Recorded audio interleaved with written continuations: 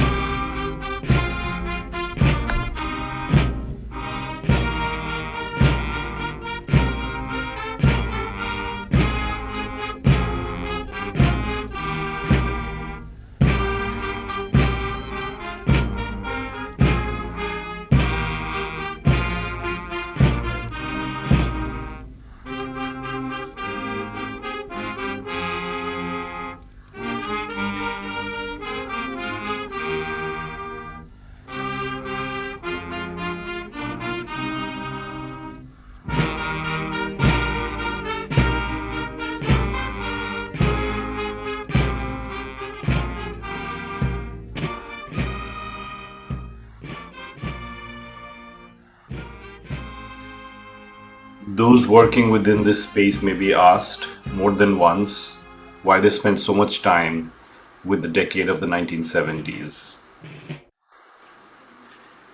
My obsession, and that of others working through this period, is that it offers the last clear view of an actual promise of world socialism. That is, if decades are useful ways to think of time, and some may argue they are not. Conventionally, we are used to thinking of 1989 as the beginning of a sudden end. That year, I was a first-year college student, a fresh arrival to America from Bangladesh. Our social democracy in Europe class was taught by the British Marxist Chris Howell. On the second Friday of November, he came into the classroom, dramatically threw his notes into the air, and exclaimed, "I don't know what to teach in class today." The date was November 10th, 1991, and just the day before, the Berlin Wall had collapsed with astonishing speed. At a rush press conference in East Germany, Günter Schabowski, a high-ranking East German official, was asked when free movement would be allowed. He is supposed to have said in German, "Ab sofort, unverzüglich," or "at once, immediately," but done so by accident. And from that accidental statement, the abrupt human tide to smash down the Berlin Wall. 2 years later, the Soviet Union shattered into 13 different countries. Generations that had grown up with the specter of an ambitious Red Empire watched the end of an imperial project that bankrupted itself from inside, financially and militarily.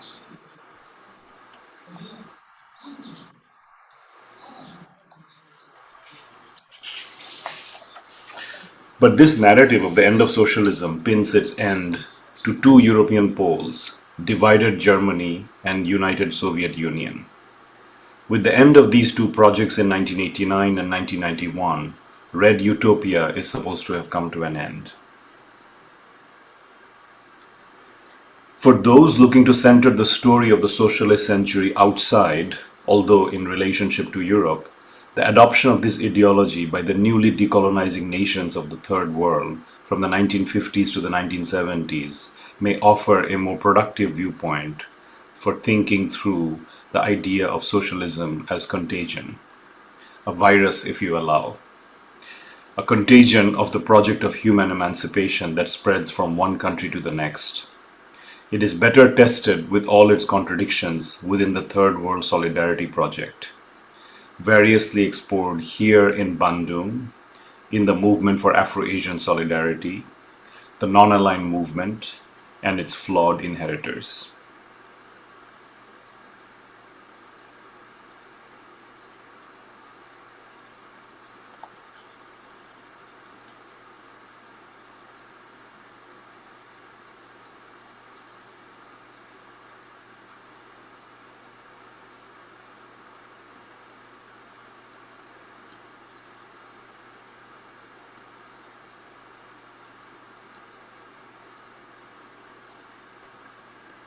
By 1973, left forces have come to power in country after country as the decolonizing world begins to choose its alignments. They are then in governments that, at least on paper, profess some allegiance to socialist principles.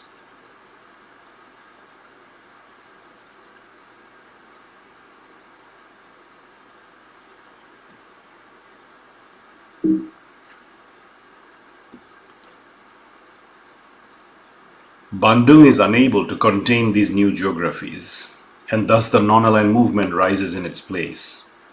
Now the membership is widened, perhaps too wide to take in Latin America, Eastern Europe, and a large swath of the Arab world. In reality, many practice ruthless authoritarianism at home, tolerate dictators in their midst, and practice a bizarre mixture of, in some cases, Islamism and socialism, sometimes kept alive by petrodollars.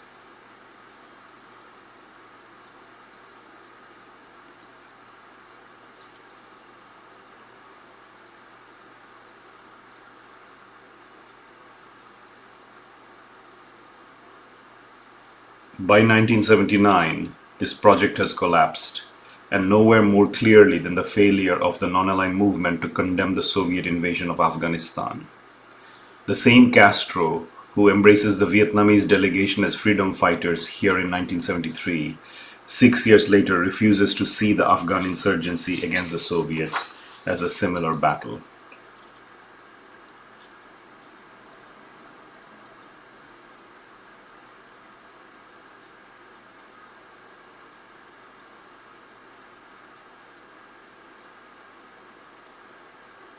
How tragic that it is Ronald Reagan who cynically embraces a portion of the Afghan resistance as freedom fighters and makes sure that the portion of Afghanistan that receives a White House visit has not even the smell of communism.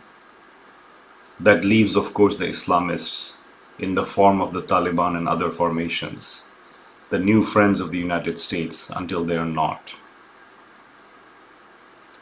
But perhaps it is too much to expect anyone to ask these questions in 1973, because the future is very unclear. What I do know is the largest number of cameras surround Castro, taking images from every angle.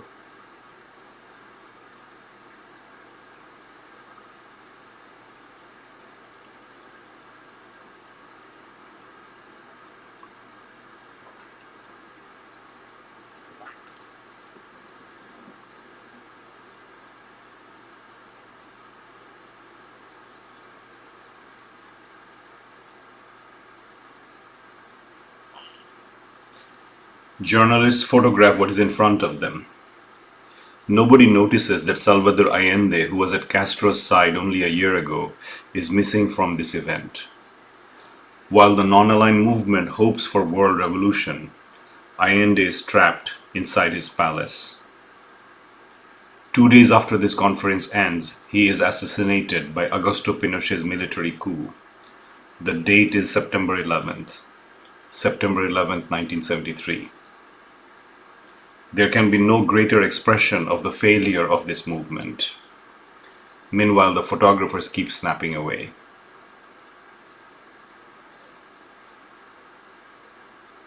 The typists keep transcribing speeches.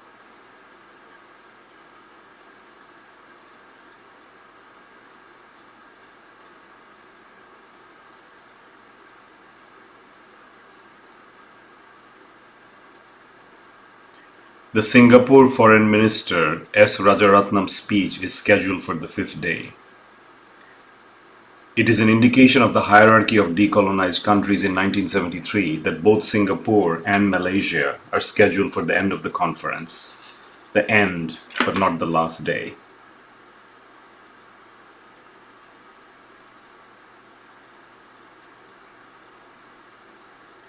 The first days are all the superpowers within this regional configuration. Castro, of course, but also Tito of Yugoslavia and Indira Gandhi of India, the three key points of the non-aligned movement.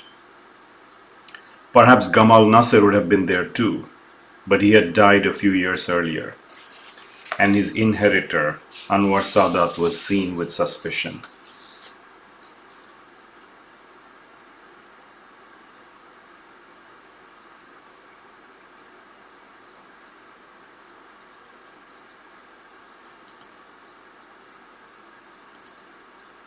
By day 5, the high-profile speakers have already presented their keynote speeches.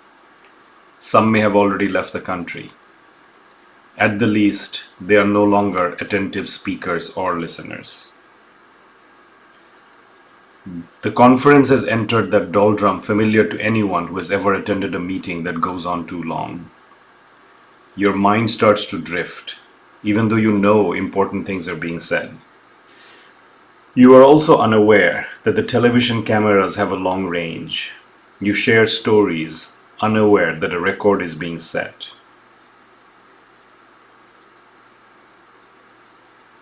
Perhaps there is a different story to share with your colleagues.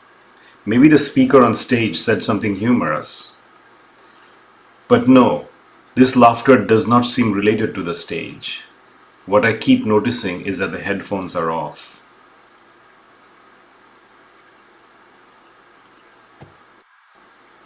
You wonder when the break will come. for coffee and that endless cigarette. But an anachronism is revealed in the way I narrate a script of impatience. Coffee and cigarettes are what I insert as the elements that are waiting impatient delegates. But this is 1973, a time when you can freely smoke inside airplanes, in lobbies, in offices, cafeterias, and certainly at a conference. The Afghan delegate is certainly not waiting for a break. One-handed headphone and one hand taking a peace drag. He has no idea really that in 6 years, the Soviet Union will invade his country, overthrowing a socialist government, and this same group will sit silently. So not cigarettes, not coffee, maybe it is boredom and ceremony alone that have made an audience that is largely inattentive to Rajaratnam's speech. You note again and again which delegates have their headphones off. And the record tells you that this was not a delegation that understood English well enough to skip the translation. And what a speech to miss, one that anchors a strange third way within this idea of inter-nation solidarity. But perhaps there are other events going on at home that have the delegation distracted. Anwar Sadat is already planning to break with the Arab Pact 5 years later and sign the Camp David peace treaty with Israel. An event that would lead to Egypt being boycotted, and in 1981, Sadat's assassination by the group that would later become one nucleus of Al-Qaeda. The Chilean delegation has other things on their mind as well. The Algeria Conference is held between September 5th and September 9th, 1973. The fifth day is the 9th of September, 2 days away from September 11th, from the assassination of Salvador Allende. Does the foreign minister go back to Chile or stay in exile to form a government in exile? What is he thinking of in this moment? The television technology of 1973 does not offer the chance for verite or fly-on-the-wall filmmaking. A large, bulky camera can only do standard sweeps of the audience and cannot always zoom in. But even with the minimal movement, you can see that the crowd has thinned and attention faded. The technology is provided by French and German television, obliquely panned by Rajaratnam himself in his speech. Yesterday, Mr. Chairman, for some reason, we had a technical breakdown. All the equipment that we are using to threaten the big powers is provided by them. It broke down and we could not communicate. We are all sitting here in planes made and built by the great powers. Without that, we cannot hold this conference. We send telegrams to our home countries. We had to send one to Singapore. It had to go to Paris, London, Singapore. They turn it off. We are lost.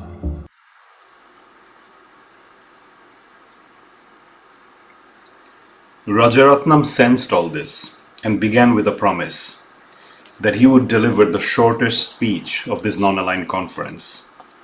He began by breaking the fourth wall with a reference to the prepared speech he had already provided to the translation team in advance.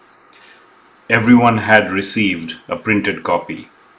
This was his rationale to skip the officially approved speech and instead deliver extempore remarks. And as a gesture of appreciation, what I propose to do in deference to his request is to table my lengthy and perhaps tedious compilation of thoughts, formally to be inscribed into the records of this conference. And instead, I shall confine myself to making a brief summary of the main speech. And I would commend this practice in future conferences because, first, it will enable distinguished delegates to make the longest speech ever recorded in the time that is necessary to table it before a conference. Secondly, it will enable them to do something which has never been done before, to make 2 speeches at one conference for the price of 1 airline ticket. These comments come after days of dramatic denunciatory speeches and could be read as a veiled dig at the record-breaking speeches of Castro and Tito, both over 1 hour, or the triumphant Vietnam delegation. Sinathampi Rajaratnam was always known as S. Rajaratnam, a short story writer and journalist before becoming part of Singapore's independence group with Lee Kuan Yew. He is an odd fit within this non-aligned solidarity concept. A member of the University Socialist Club during the period of British dominion, he evolved in independent Singapore as the minister and deputy prime minister invested most in that island country's stability. Through multiracial pledges and eventually battling what he considered ultra-left or communist influence, he made an uneasy fit in Algiers of 1973. S. Rajaratnam showed a strange path into another way that the non-aligned movement and even the idea of third world solidarity did not take.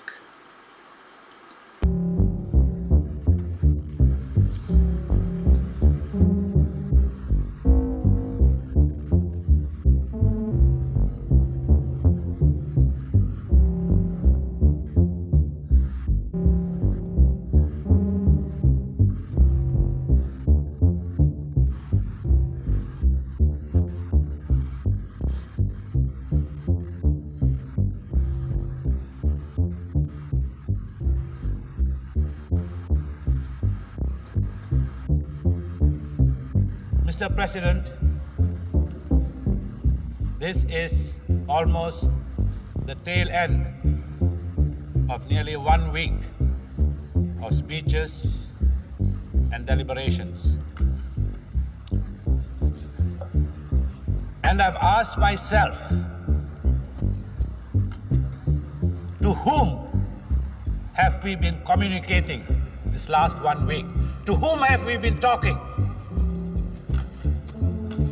To ourselves? Or to the 2 billion people we are supposed to represent? What is it that they would require of our non-aligned conference? Have we provided them the solutions that our peoples have been asking? And this is the question I have been asking myself, and I shall try and give my views. But before I do so, a saying by a well-known anti-Nazi, Pastor Dietrich Bonhoeffer, he said in prison, in times of crisis, there can be no set rules to govern our thoughts. We must therefore take the risk of saying things that are open to dispute. First, the thing that exercised our attention the last few days is the role of non-alignment. A great deal has been said that because of the détente, power politics, Cold War is over. That there have been winds of change going through international relations. My view is there has been merely a change of winds. The old Cold War has ended, true, and we are grateful because it gives us time to sort our problems. It is an intermission between an old Cold War and the new Cold Wars, which are looming over the horizon and rumbles of which were heard in this chamber the last few days. It is not our business as non-aligned countries to fight the battles of the big powers. They can look after themselves. I am not sure whether we can look after ourselves.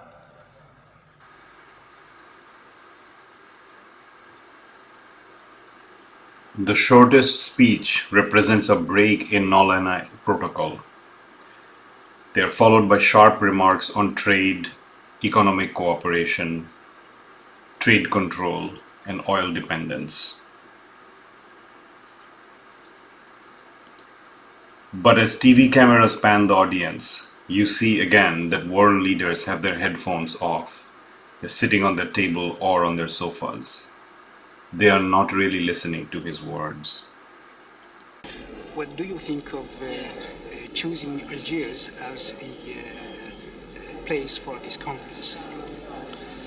Well, I think it's a very apt choice, partly for personal reasons, because in 1965 I was here in Algiers to attend a non-aligned conference which never took place.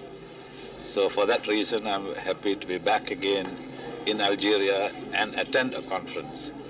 Secondly, I think the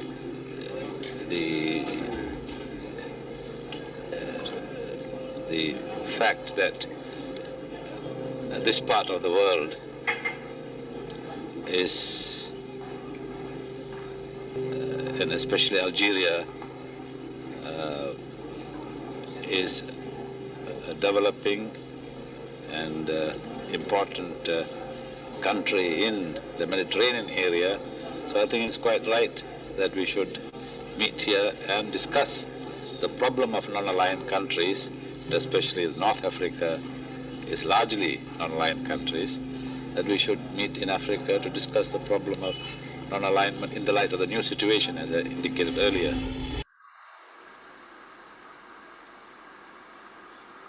The new situation that Rajaratnam is referring to is the signing of the first SALT treaty between the United States and the Soviet Union.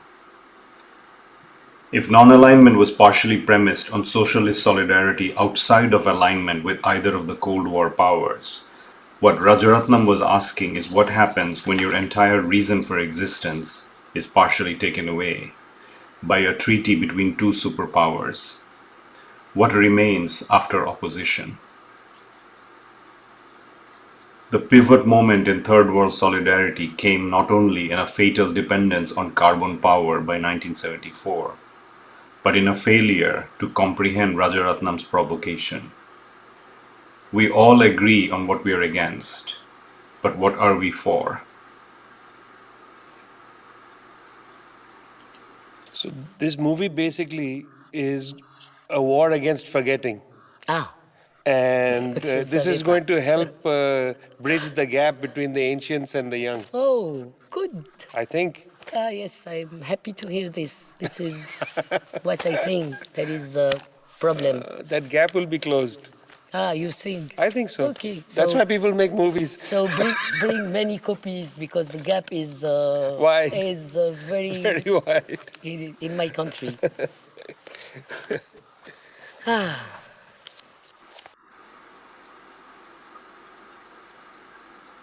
Thank you.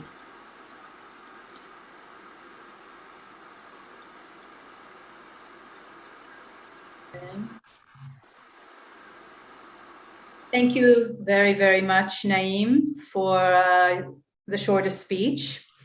And It's really extraordinary. I need to just take a moment to just say that it's an extraordinary work, and I'm happy to see it even on the small screen. So really a pleasure. And I want to go back to the way that you framed basically the beginning of your talk, which is why are you obsessed with this period? And why do we make films, or why do you make films about this period? Because you could also use other means or other forms or other interventions. And I just want to kind of respond to that for a second in terms of what I got from hearing you narrate these set of images. And then I want to throw the ball back into your court, so to speak. So when I see this archive that you have assembled, it makes me think, of course, of the extremely important televisual and mediatic aspect of this period, in which the relationships that we call Cold War images or Cold War relationships are very much mediated through images that travel across the globe through what seems to us today almost like analog technology. The second part, of course, is this incredible masculinity that is being performed in these halls of power that you often also speak about, how this revolutionary left-wing kind of project also has within it the kind of fallibilities of masculinity. So the only female figure is Gandhi, and the typist who is making sure that the minutes are correct. But also, of course, the kind of artistic aspects of the showmanship of Rajaratnam, the fact that he is a writer, the fact that we have this kind of fusion or elision between creative acts and politics, right? That the political and the aesthetic in this period are entwined and aligned. And the third point, I guess, that I wanted to, or I may have many, but the fact that that today, from the position of the present, we think about this project very often through decoloniality, a decoloniality that is linked with delinking, right? Delinking from from the West and from the East, this kind of Walter Mignolo position of delinking. But we see in the process of decolonization, we have an awareness of the difficulty of this delinking, especially through technology, right? The technology brings these two. So I want to just kind of, bring this awareness and these comments to the table as a starting point of how politics and aesthetics intertwine in this moment, and reframe the question: why do you make films about it? Why is film today your choice, your medium of choice for this project? Lot of great provocations. Maybe I'll just respond. We have to make a U-turn. We can't go out. Not in order, but just sort of pick up on the thread that immediately also underscores a very large gap or flaw or blind spot within the archival footage, in spite of whatever I might have tried to do to subvert that, which is the overwhelming masculinity of the entire conference and in some ways the movement. I start with Indira Gandhi in the talk, but that's my intervention, right, to bring Indira Gandhi at the very beginning. And she is in the film, and she is, of course, India and Indira Gandhi are a major player in the non-aligned movement specifically. India is one of the three major centers of power, at least in 1973. And then there's Bandar Naike, and then there's Madame Bin from Vietnam, and a few others. But generally, of course, it's a very, very masculine gathering.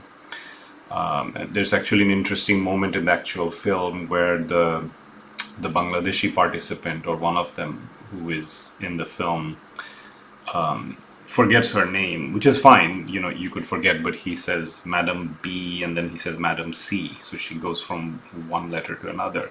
And then the anecdote presented about Madam Bin by Samia Zennadi, the publisher, the Algerian publisher, is in the actual film, which people haven't seen yet, is also an anecdote that you could say is located in a certain kind of idea of a certain kind of wisdom that comes from oppositionality that in 73 might have been a way for a woman at this conference to even assert their presence of specialized knowledge. But today perhaps we would quite hesitate at that kind of location, which is that Madame Bin from the Vietnamese delegation, she is a key figure in the peace talks. She's there for the, she squares off with Kissinger in many ways. But the anecdote that Samia tells is about Madame Bin being fed up or impatient with the official proceedings and basically going off to find the kitchen and find the cooks, and with a remark saying that you can always understand the condition of a third world country by the condition of its kitchens. And then there's this whole anecdote about finding the cooks and communing with them, which in some ways is a good anecdote in the context of the film. The protagonist who goes off and looks at not only what's behind the scenes, but the subaltern or subalternized staff within that conference, the people that actually keep the conference going. But on the other hand, it also places her in the idea of woman's work and domesticity and the kitchen. So it's an interesting, awkward anecdote even within the non-aligned movement.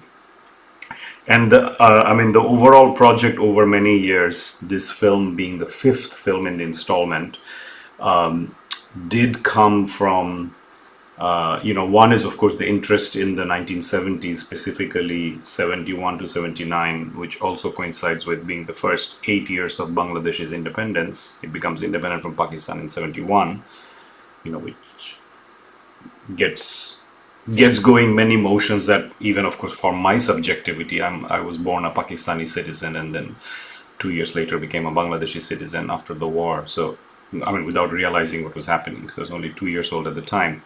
But that decade, 71 to 79, is when the promise of decolonization starts to unravel. Right? Even while decolonization is going on, the Portuguese colonies haven't become independent yet. It starts, the big movement in 74. South Africa doesn't become independent in the 70s. But some of the countries have become independent, and then you start seeing the problem of what Hannah Arendt underscored as the problem of the day after liberation. Right? What happens with the movement that liberates the nation but doesn't liberate or decolonize its leaders. So you have the colonial apparatus repeating itself.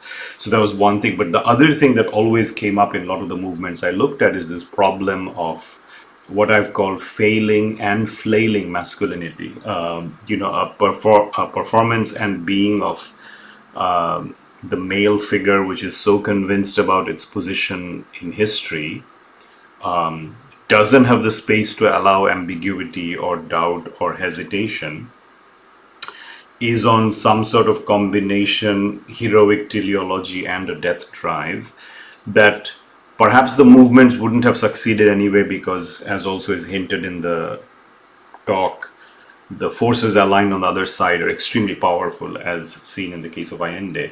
Perhaps it couldn't have succeeded anyway, but the blind spots that are generated by this masculinity are also part of the problem. This overwhelming drive and idea that I, in this case, the leader, am the protagonist of this story. Gaddafi is a very good example. He's starts off this hot-headed army officer who leads the officers' coup, and in 73 is in full form, young, handsome, trim, gets off the plane with his pistol at his side, and then is apparently told to go back into the plane and put the pistol inside because Boumediene won't meet him if he's armed, which is, of course, logical. Why would the leader of Algeria meet you if you're carrying a pistol, especially in 73 when so much turbulence is going on?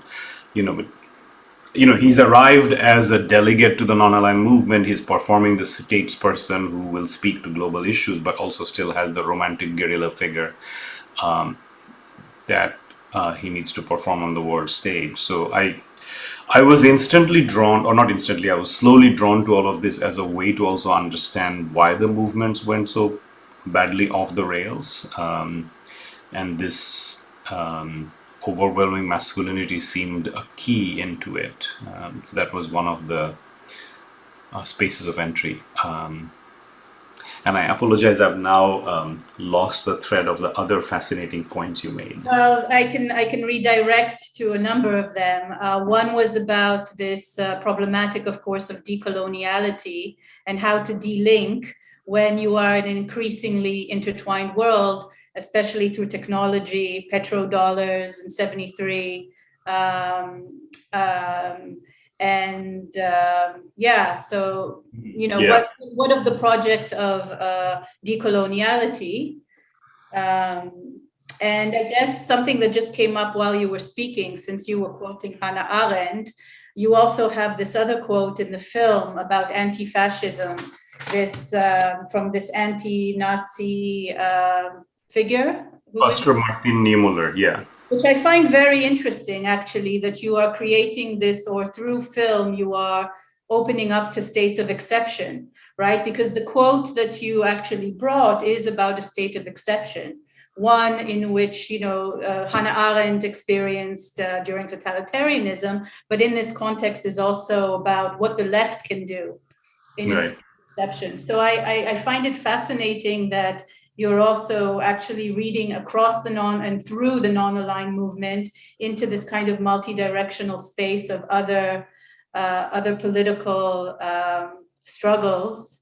But I want to go back to the question of why through film? Why is this then the medium for you through which to think about this? What does this apparatus or this technology or this mode allow us to think? What possibilities does it open up for you? I think film, and also in particular film that depends quite heavily on archival footage. So there are the contemporary restagings in Algeria that in the film run full on into the archival footage. There are these moments. I think Vijay Prashad is a fascinating figure in this context because he's a card-carrying current member of the Communist Party in India. And so when the camera is running, and Vijay says this himself, he is also projecting a confidence that's required for a current political actor who believes in the praxis of even the film that he's participating in. So Vijay rarely expresses hesitation in the film. There's just like these small moments when he's talking about architecture. So there's this desire also through the project to inspire the next generation. Vijay has these things where he's talking to young Algerian and talking about dreams and where the next dreams will come. He's actually, I would say, endlessly optimistic in a way that I can't sometimes manage. And then endless optimism has its challenges as well that I've also spoken to him about. Where film intersects with, you mentioned that where I teach, with the academic research, where it merges and diverges, is that I have always thought that the form of the academic essay is a form that, at least the way I understand it, that lends itself to a desire for, or a hope for, some level of encyclopedic completeness. You are supposed to get to the bottom of the question all the way down to the final footnote. And as I experienced it in my own work, sometimes that means that sometimes it never ends. It just continues. I'm working on an essay right now. It's not in English, it's in Bengali, about the rise of a certain kind of documentary photography in Bangladesh. And if you want to talk about Bangladesh and rise of photography, Pakistan comes in. And then United India comes in pre-1947. And once you get to pre-1947, you get to what happens when you divide the country based on religion. What about the portion that went off to India? Half of Bengal is Bangladesh, the other half is in India as West Bengal. And I've been working on it for a while, and then I suddenly find this amazing PhD dissertation. It's about to become a book from the West Bengal side. And the more I read it, the more I realize, I haven't chased down any of these footnotes. I don't know any of these names because they're Bengali, but they're from the other side of the border. And the partition has made us separate countries. And so there are moments when I think, I can't even publish this piece because there's so much more chasing of the footnotes to do. I can't become encyclopedic. And And so that's fine. You do this and maybe it goes on for a few years, and then you have some relief that I have managed to at least bracket off and tell a complete story at this point in time, right? And sometimes people even present with a caveat saying, well, new research has come out while my book was coming out. A film always, to me, presented a opportunity to be ambiguous and open-ended and share a conversation while I'm working through it myself.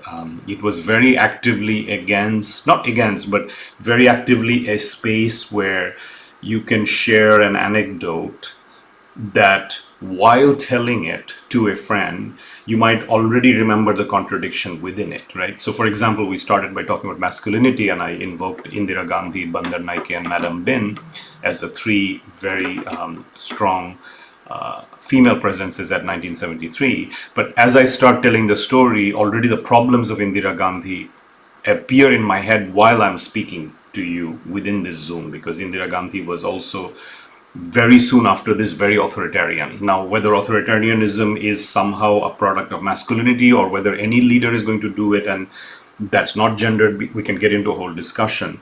But I'm unraveling the myth of Indira Gandhi even while presenting it. Right? She's a very dramatic figure in Algeria in 73. She dominates the conference. She's very aware of her position, world historical, but she's also a problematic figure, even if I'm invoking Indira Gandhi to invoke a non-masculine presence. And I think if I was writing a paper, then I wouldn't know where the end of that story is. But with a film, I can present Indira Gandhi's moving, right? She's on stage, she's standing with Bhumedi and listening to the speech, walking. There's a bit of the clip that I didn't show where she's shaking hands with all the Algerian delegates. Then she'll give her speech. So she's in motion on screen and she's in motion in the discussion. And so the film is sort of like a freeze frame that already hints by its form that the conversation is quite ambiguously unfinished. And that always, I think, was necessary for me, because if you're untangling the left project of the 1960s and 70s, and it's a project you're deeply committed to personally, I wish that some of the elements of those movements was alive and well today. I participated in movements such as Occupy Wall Street in the US and the Shahbag movement in Bangladesh, which all promised something similar and then, ran aground on the shoals of reality.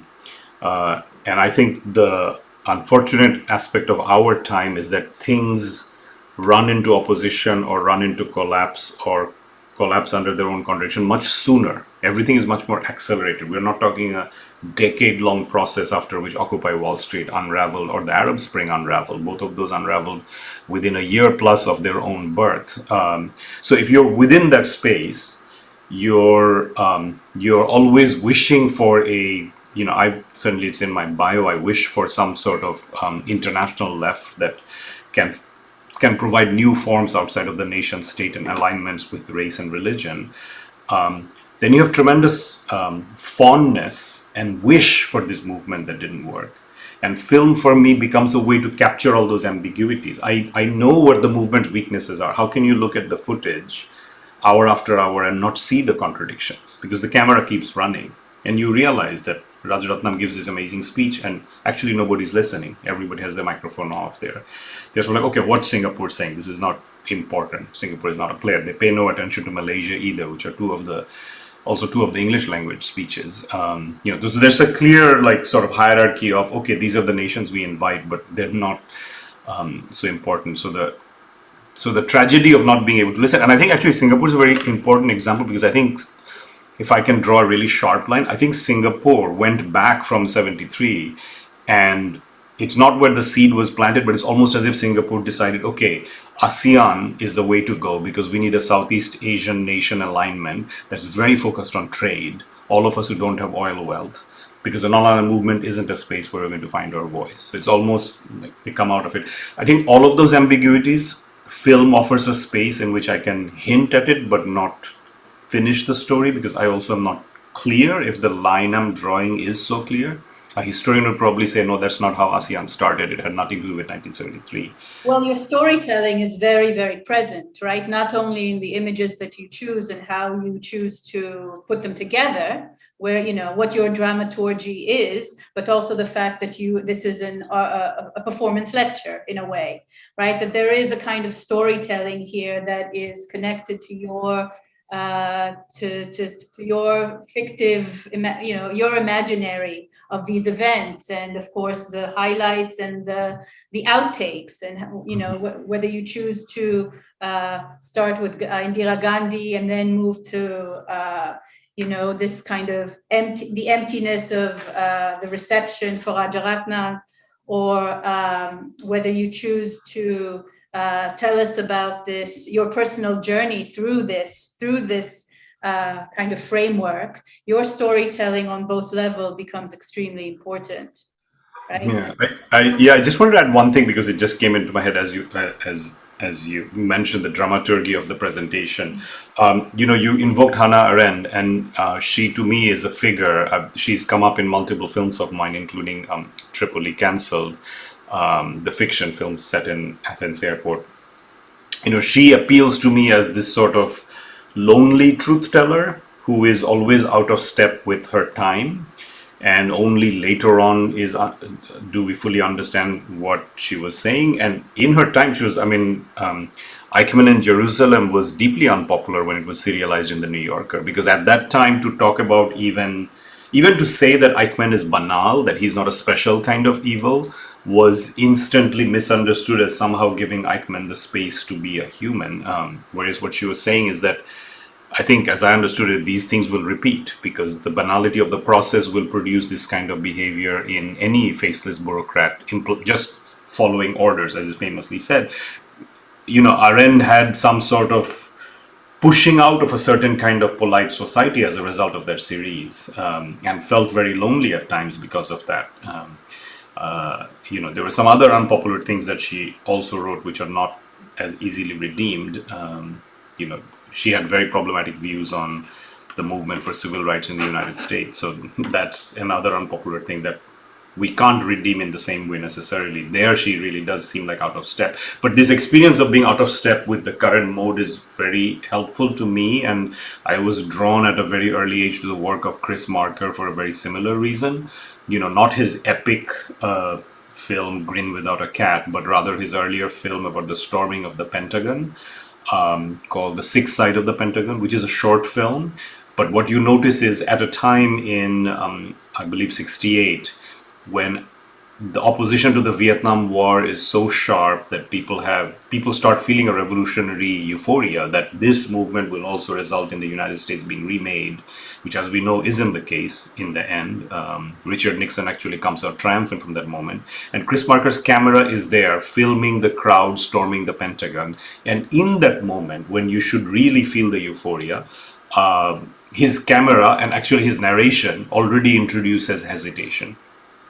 And I think Sixth Side of the Pentagon, which I saw many years ago, was an early introduction to an idea that's always intrigued me, which is that a revolutionary movement comes face to face with the foot soldiers of the government, who are also from a class background such that you would think they would shed their uniforms and join the movement, right? But they don't. The National Guard, which is primarily white working class at that time, guards the Pentagon against these protesters who are also, many of them are college students. So the National Guard might think, oh, these are the bourgeoisie, and, you know, we're the proletariat defending the Pentagon. But also they're defending the Pentagon. So the contradictions are all there. And I think Chris Marker really captured all of this hesitation about a movement while you're participating in it. You know, you're in it. I have a very sharp and similar memory of Occupy Wall Street one night, where the police are telling the protesters to get off the wall as the speech is being given. And, you know, we kind of respond in our very usual way of starting to denounce the police. And then I just kind of look at the police and realize that the NYPD,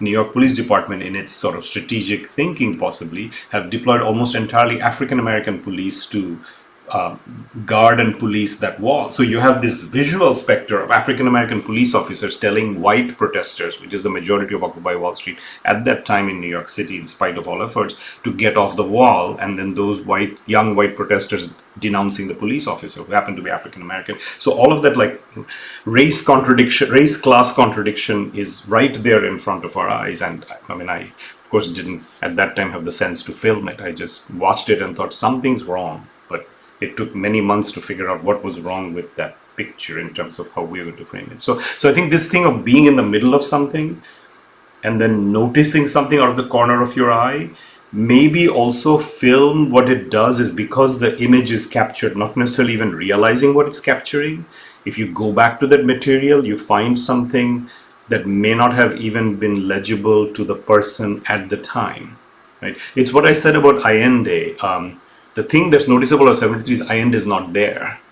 But you don't realize the significance of it until you look up the dates and realize it's 2 days before he's assassinated. So he's not there because he's fighting for his life in Chile in that moment. And things only become clear, of course, in retrospect. I did a project about the newspapers of the 11 days before Allende's assassination. And if you look at the newspapers now, it feels to me very clear now that the military regime was already planting the ideas that would lead up to the coup in the 11 days before. But that's only because now we look back on it and say, oh, these are the stories that you plan to discredit the socialist government while you're planning a coup.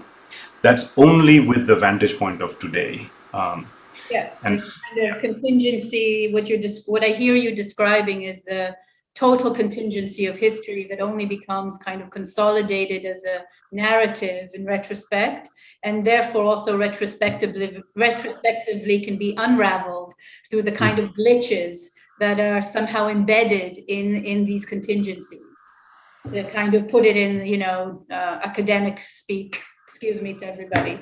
I think the glitch concept is great. I mean, the glitch in history. I have a question from the audience, from the public, actually on a point that you recently made. So I want to ask it now while it's still part of our conversation.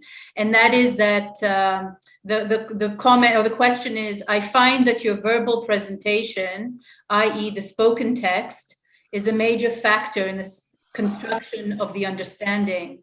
It acts as a voiceover. It includes comments on the images, personal views, and the use of the first person, and adds storytelling properties to the work. I am wondering how this is dealt with in the film format. Is there a similar voiceover? And how would you describe the difference between this lecture performance and the film? Great question. So yeah, there is, of course, a scripted performative element to what I presented here. You could call a lecture performance that also has the unraveling of the image as I'm speaking about it. So often I'll show an image and right afterwards contradict what's on screen, or speak and then the image contradicts what's happening. And sometimes I think with the Zoom presentation, the timing is slightly off, but it's meant to be always also right before or right after. This film, 2 Meetings and a Funeral, doesn't have a voiceover. It's the first time I didn't have a voiceover. So 2 Meetings and a Funeral was, you could say, the 5th part in a series called The Young Man Was, ... part 1, part 2, part 3, part 4, and this is part 5, which was about this project which also looks at flailing masculinity within the revolutionary uprisings of the 70s. And in previous films, my voiceover was very much there, including my autobiography. And by the time of 2 Meetings, I didn't want to do that anymore. I wouldn't say I receded, but I didn't want to have my voice there, because 2 Meetings is anyway dominated by all these speeches. So it was the first one where I moved to on-screen text that replaces my voiceover. And then because it's on-screen text, it takes the form of this telegram-like, epigraph-like, very short, just information of what happened, but very short, and this like slight irony in the text, maybe not as visible as when I would speak. And then the other difference between what I presented now and the film that it comes out of, which people haven't seen yet in Hong Kong, but will, as Noit mentioned, is that the lecture performance is also meant to be that which did not get said in the film, that which did not get spelled out. There are many things that I stayed silent on, right? So for example, in the film, towards the end, the non-aligned movement conference that was being built in Bangladesh is never finished because the non-aligned movement conference never happens in Bangladesh, which also indicates the problems with non-aligned movement in general. It runs out of steam, and it's finished by a Beijing-based architectural firm as a general commercial project, and for many years is the China-Bangladesh Friendship Conference Center, and then it's renamed pretty recently after the first founding prime minister of the country. All of that I just said, including the position of the Chinese architectural firm that finishes the unfinished project of non-alignment, is only there as a sentence without any underscoring. So all that I just told you, including what's the significance of the realignment from non-alignment to now a Chinese architectural firm finishing a mega project and getting to have China-Bangladesh Friendship Center as a branding for at least a decade, none of that is spoken of in the film. And perhaps the only people who will pick that up are people in Bangladesh. And even so, only when there's a Q&A afterwards. So the lecture performance becomes a way to kind of tease out and unravel and lay out flat a twisted wire of this thread that I just spoke about. It becomes a second act to the film, but of course, often you don't get to do the lecture. So then the film is by itself. That's how it was when it premiered in Germany. The second act didn't happen in Germany.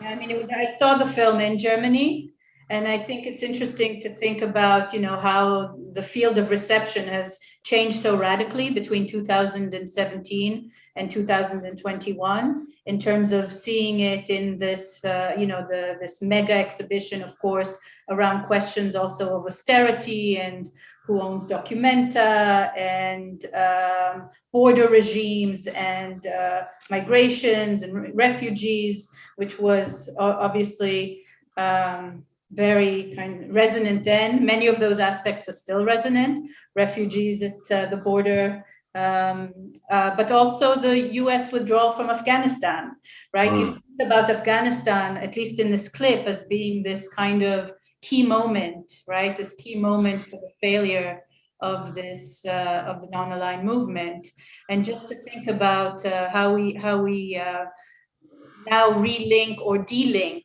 from that, or identify or disidentify with the set of decisions that were made in a certain moment. I think for me that is one of the kind of the way the film interpolates us. Right. And events are always shifting, right? So Ashraf Ghani, who, interesting enough, people didn't really think about too much or write about prior to the fall of Kabul. But right after the fall of Kabul, suddenly, of course, because he flees, there's all this media coverage of Ashraf Ghani, where for years nobody talked about him in some ways. And suddenly the American media discovers, oh, he's an anthropologist who taught at Columbia University, where I got my anthropology PhD. And then I was recently, asked what are recent texts on anthropology in the context of a conversation about, I don't know what Ashraf Ghani's future trajectory will take him, but I presume that perhaps maybe he might return to academia, where he was teaching anthropology. So between now and 6 months ago, the position of the anthropologist who teaches in the United States and then goes back to their own country to get involved very largely in a project of running the country, that story has already shifted from 6 months ago to now, right? So even, from 2007 to 2021, the position of all of these things is always shifting because new events come to rise. So absolutely that image of the Afghan delegation suddenly has a different resonance today, as we are reading about, as we're now reading about the dissection of the collapse. There was just a report, I think 2 days ago, based on the two American soldiers who were in charge of being at the gate and deciding who gets in or not. Their moment by moment analysis or oral history of what happened. So we're also sitting inside always changing, moving history. For a long time I thought, if I work on the 70s, it's also settled time. And that came about partially from a body of work I had done as part of a collective called Visible Collective after 9/11, the 2001 9/11, where we looked at the position of Muslim migrants post 9/11 in the United States. And sometimes it would feel like every day there was a new news event, right? Abu Ghraib happens, Guantanamo happens, new documents come out, and we felt we were on a treadmill of always responding to current events. And I remember there was a point when I said to someone, we should work on the 1970s because the position of global insurgencies in the 70s is largely settled because those movements have died out. And so now we can do the work of analysis. But here already, right now, when you invoke Afghanistan is an example, how even that history isn't settled at all. You and I have a conversation here today. We might have a completely different conversation about it a year from now. Well, we started out this conference this morning with a mandate that this is an exorcism of the Cold War. So this was a kind of, you can call it a performative mandate, which somehow echoes your statement that you're dealing with a dead corpse, right? Something that can be adequately, scientifically somehow analyzed. But of course, but not really either, right? Right. And there's a question from the public that asks, how do you consider, what is multiculturalism for you today? In what context is this question asked? I'm not quite sure. Can you perhaps expand that? And I will ask it once the question is expanded a little bit. I can expand it very easily. Thank you. We are in the web now, where a number of images, short videos, and films are flooding the imaginations of millions, even billions of people who have their gadgets and their pockets and are stuck to them. So in this relation, each culture of an individual is subjected to multicultural impulses. And I wonder, from your viewpoint, what, if any, is this impact in the coming years that has emerged only within the last, say, decade, even less, when we got all these TikToks. We got this very flat multiculturalism, which is not the political multiculturalism that failed in Germany, but it's another thing of being open to the cultural heritage of humanity taken at the very shortcut of the 21st century, if I may put it like this. So how do you feel about it as a filmmaker and as anthropologist and as a person who is both Easterner and Westerner at the same time? So you have enriched multiple identities, which is very precious to my view. Thank you. And I mean, it's a great question and series of provocations that are interlinked. I think commenting on the current media landscape, by definition, risks that whatever my thoughts are today, maybe similar to the previous theme, are already going to become outmoded within a week because of the constant frenetic pace of change. Interestingly, at Columbia University, where I teach, one of our core courses is very explicitly the introductory course, which is analog, darkroom based, and black and white photography, because there's a desire to get back to fundamentals to even understand how an image is made. But it's a popular class. It's the core class that both undergraduate and graduate students pass through, and it's expanding actually even in terms of demand, perhaps because it's the one thing you can provide students that they can't get outside, which is an actual analog darkroom where you're working with chemicals and developing with your hand. But it's a contradictory exercise because you can also simulate that effect through your iPhone, right? You can turn on a filter that explicitly is meant to replicate the look of 35 millimeter film developed along with all the accidents that can happen in the darkroom. So there must be in the students and in us as teachers a desire to get back to a fundamental form where human mistake is completely part of the equation, not a simulation. And yet we work or we live within a vast web of media and mediated images where sometimes it feels that the space of accident is getting smaller and smaller. And I suppose, I mean, I can't really comment fully on the multiculturalism question because that's a really complicated terrain to comment on, but just in terms of media and how we are getting mediated images, certainly as someone who works with images, I find that abundance, I would say a flood of images, is a challenge because you don't know when to stop and actually say, now my work is done, because the flood of images never ends, right? I just saw a student's work actually for the MFA thesis that included footage from the January 6th uprising at the Capitol in the United States, and it's footage they had, the footage they included in the film. It makes the film immediately be somehow CNN news break type. But I also feel like in a year's time they might regret this footage, have a new meaning of this footage, etc., because constantly new images are coming out. I know that I have personally felt the most amount of comfort when working with a very limited archive, when it's only 3 minutes of a person speaking, because then I am obliged to make meaning out of less. And in some ways, the lecture was filling in the gaps of everything that is not in the official record regarding Rajaratnam. It's from that tiny fragment when you see a headphone is off, I'm spinning new worlds of meaning. And I feel in the current mediated image, when this device that you referred to, that we all have in our hands, or that, as you said, we are glued to, it's a device and a method of a flooding of images, which to me, of course, it's going to play out exactly how it should play out. But for me, it makes it hard to pause the flood of images and think about what meaning you want to make out of it, because even before you paused, another million images have flashed across your screen.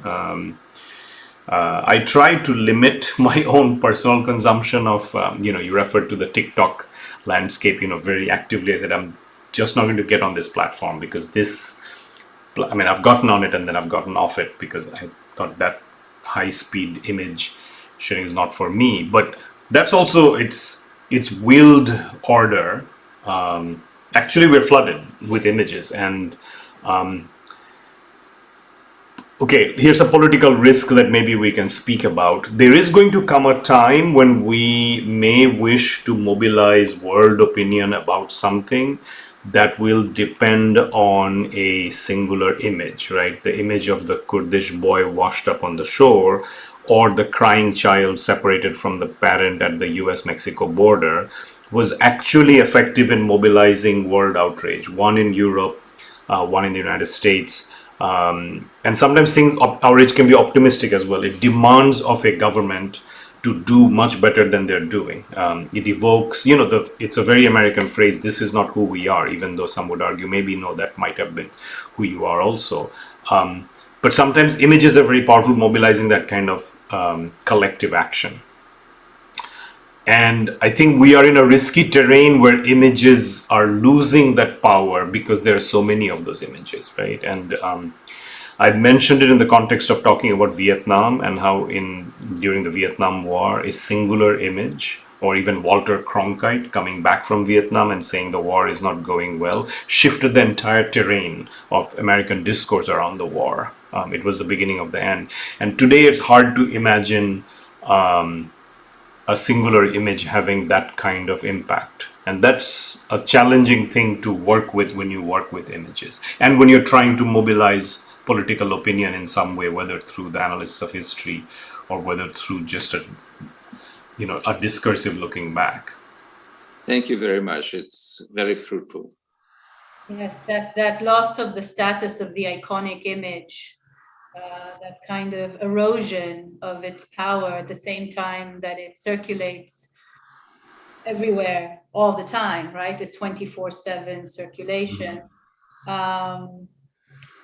has me thinking, a lot of the discussions around memory, and you're dealing as much with memory as with history, right? Is what are the possibilities of images to play a game in, or to produce, or to implicate subjects in memory production, when it's actually none of us lived through, or many of us, I shouldn't say none of us, many of us didn't live through these events, right? So these are the kind of inheritance. We're living in a world of post-memory.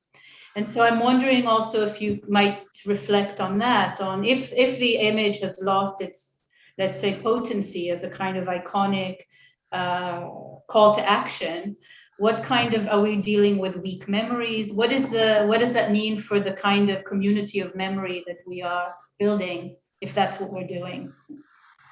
I think that could also be the reason why the 1970s and the period before the fall of the Soviet Union, this is now a period, these 20 years actually, is a period that a lot of people are doing research on. I've simultaneously been on multiple platforms where from different parts, people are looking at the last 20 years of the Cold War. I think there could be one aspect could be, like I said, perhaps this is a little bit settled history, so now you can work on it, although of course it's not settled, as the conversation reveals.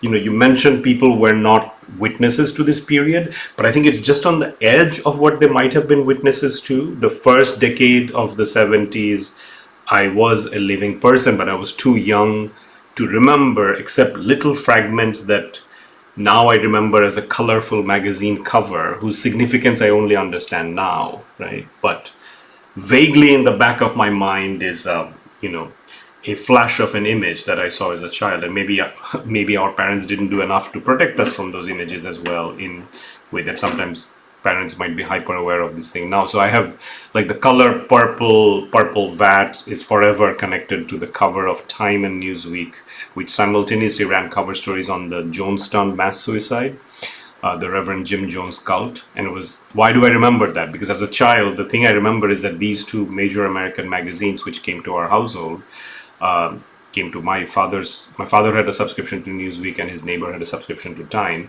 They both had the identical image. That's what I remember. I don't remember anything about the event. I just remember these images were very similar. And then, so I think for some people, maybe it's also the footprint of an image when they're just starting to read images and they're not flooded with images either. And I don't know, for me, perhaps the 70s is particularly productive because there are images, there's moving image, but it's not a flood. It's marked by its limited availability, limited scope. It's actually, once you get into the 1980s even, I've always felt that there are too many images and I don't know where to stop collecting. And if you look at some of the work that looks at the Cold War but includes the 1980s, so the Jane Fonda, Ronald Reagan period, I enjoy watching those things, but I already feel that already in the 1980s, with the advent of MTV, there's already a flood, and the way films about the documentaries about the 1980s treat that material is often as like a collage of one image after another, which to me is not the form I like to work in. I like to work with one clip that just goes on for a long time and nothing happens, right? I mean, with the non-aligned movement, there's a lot of nothing happening often. There's a lot of just extended cigarette breaks, and there's no microphone in the room. So you see, I didn't show the clip, but you see Indira Gandhi in the room with Mohaiemen, and she's nodding and smiling and saying something, but there's no recording. So you're left to imagine what Indira Gandhi might have said to Mohaiemen. That's the space within which I work.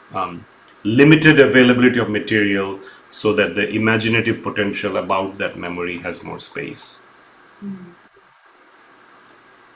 there any questions from our global public, our global faceless public?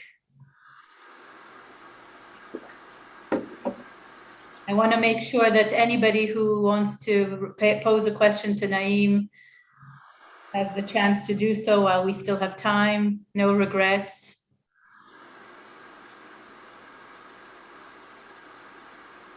Well, to stop this short pause, we lived in the 70s still in the logos-centered civilization, where the word for the kids, like you were watching this Time or Newsweek magazines at your household, were first covered with words in the magazine and then with a few images. Today, the whole thing has been reverted when the kids, the infants, the newly born babies, are giving as a lullabies the gadgets where they can operate before they even learn to speak. So in my mind, we have shifted to a screen-centered civilization. And that is similarly with this flood to the fast food, where the brain does not construct images on its own from words, but gets ready-made images which are constantly changing. And that totally reverts the new generation from what had been 3 or 4 generations before us. So is there any remedy that we can stop absorbing dumbly these cobra-type floods of images? Oh, is there a solution? Don't give your children mobile phones. Exactly. This will become a session on good parenting. Some people would say it's not the solution. That's a good solution. Perfect. Good luck with implementing that. Yeah. Naeem, I want to. Sorry, were you in the middle of answering that? No. That's the paradox, right? Yeah. I wanted to ask you, this lecture performance is, let's say, less melancholy than much of your other work. There's a bit of a comic relief, if you will, by choosing this particular character, who realizes his own role in this kind of dominant history, his own so-called minor role in this dominant history. Tell us maybe about this tone, the tone of this particular meditation, which is so different from much of your other work, which is much more melancholy. Oh, it's not so pre-planned. So I didn't actually think before you said that this was less or more melancholy, but it must be if you picked it up that way.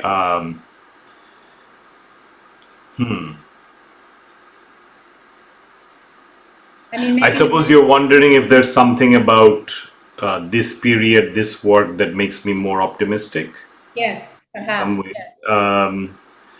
Yeah, I think, okay, so maybe one distinction, this is more probably at the subconscious level, is that the 4 films that came before this, the Young Man Was series, were all revolutionary movements that never came to power. Right? The first part was about the Japanese Red Army and their hijacking of Japan Airlines to push for Palestinian liberation.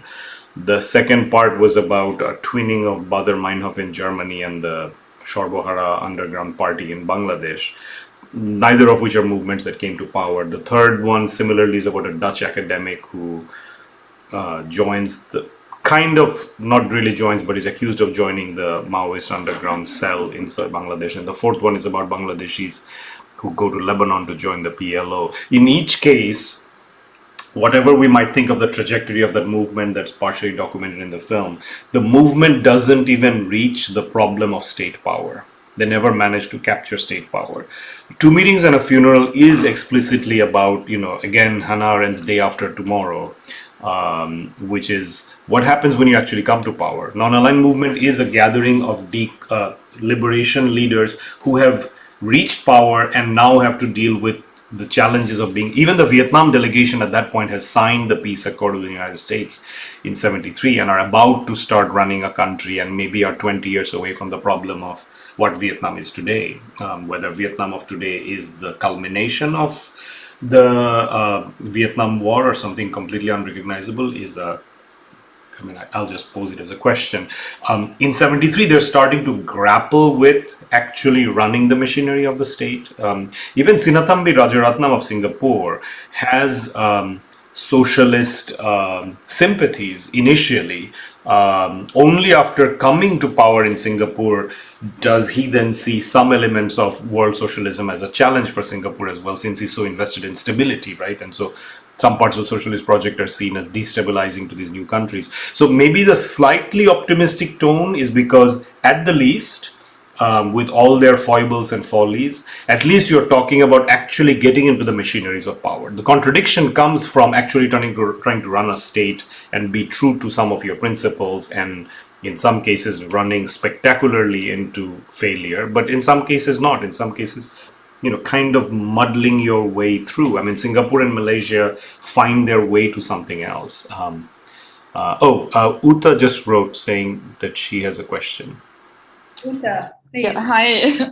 Yeah, I just wanted to follow up maybe earlier what Noit was asking, which is about like the film itself as a medium. And I would like to bring in not only the film as such as a medium, but the presentation of the way you have introduced this work, like as a 3-screen presentation where you share the space, you sit right in front of a large scale triple screen presentation. So there is kind of no escape.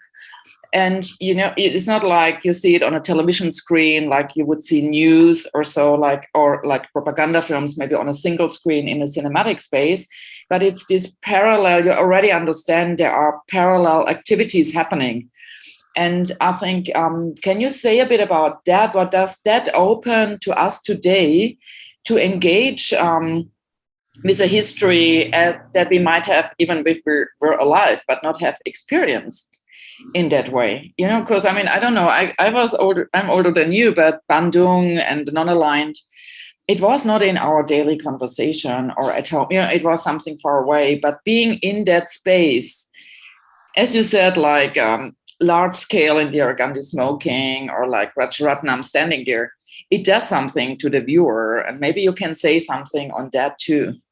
Yeah, thanks. And of course, Uta was curated the show on non-alignment that had 2 meetings and a funeral in Singapore. So you've seen it you've supervised the beautifully installed version of the film that is also now coming to Hong Kong. It comes back a little bit to both Noit's question about a more optimistic tone and the question about, whether lecture performance as a form does something different from the film, and also the other questions somebody made about voiceover. When I started looking at the actual material in Algeria, each of the archival materials that I found, because of who it is on screen, even though the speech is wonderful, the contradictions are in there while you're watching, unless you can shut off some part of your brain, because you look at very young Gaddafi giving his speech and you can't not think of the end of Gaddafi, right? And how, it's like Vijay Prashad talked about it in one of his books. He called it Arab Spring, Libyan Winter. The promise of the Arab Spring actually collapses most visibly in Libya. In terms of what Libya happens after Gaddafi isn't a great liberation, but a chaos, which sadly, tragically, unfortunately, these strongmen also always argued, after me the flood. So even if you don't like my form of leadership, don't remove me, because after me will be chaos. Unfortunately, they also created the conditions such that the chaos would come and they would posthumously be proven right, even though they had set up those conditions of failure already, right? Libya collapses because Gaddafi also had starved all the institutions. So I saw these images and they instantly suggested their contradiction within them. But I didn't want to do a voiceover that would undermine the image. I wanted the image to just be there and have the right to present itself as is in their youth in 1973 without the filter of now, which also has the benefit of back knowledge, right, with which we are sort of all knowing of, it wouldn't work out, but that's only with the knowledge of now. And so that's also another reason for the 3 channels, is to have that option. I'm not sure if we have been cut off or we're still there. There's a screen live, but it's a gentle hashtag narrating Cold Wars. Yeah. The the 3-channel also came about not because I wanted to make a 3-channel film, but because that's the solution that was possible to give the images the respectful space while hinting at the contradictions, because I didn't also not want to talk about the contradictions. So the secondary and third screen becomes a way to hint at the contradictions with a parallel text going on that often actually says how this won't work out either sometimes. Thank you. Thank you, Naeem. Thank you, Uta. Thank you, everybody who has participated, who listened, who was present. This was a wonderful addition to our conference. We will soon have Naeem's film at Hong Kong Baptist University in the Lee Shao Kee Building for Communication and Visual Arts. So you can get information about that soon. And please join us again in 15 minutes. We will now take a 15-minute break, or in 10 minutes, excuse me, for our next session. Thank you very, very much to everyone. Thank you especially to Naeem for joining us at this ungodly hour of the night for him, and for sharing so much of his process and of his thinking. Thank you, Naeem.